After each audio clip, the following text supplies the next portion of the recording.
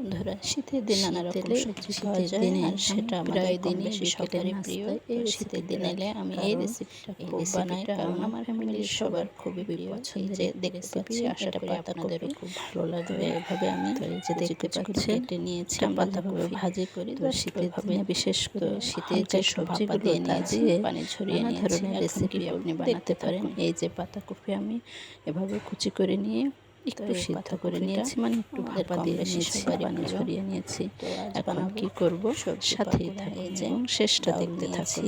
ময়দা নিয়েছি, আপনারা চাইলে আটা বা চাউলের গুঁড়া দিয়ে আটা ময়দা দিয়েও বানাতে পারেন, সমস্যা নেই। আর সাথে দিয়েছি ডাউল, লবণ, হলুদ, মশলা, জিরে গুঁড়া, গরম মশলা গুঁড়া, ব্যাস, লবণ, হলুদ, একটু জিরে গুঁড়া, একটু গরম মশলার গুঁড়া, এই তো ব্যাস।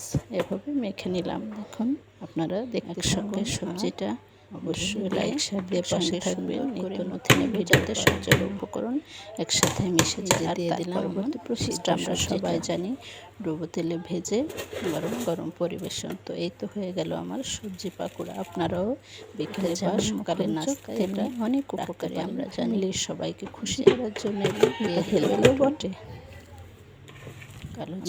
কালো জিরা দিয়েছি, এটা অপশনাল, আপনারা চাইলে দিতে পারেন, নইলে স্কিপ করতে পারেন। সুন্দর করে মথে নেব যাতে সবগুলো উপকরণ সুন্দরভাবে মিশে যায়।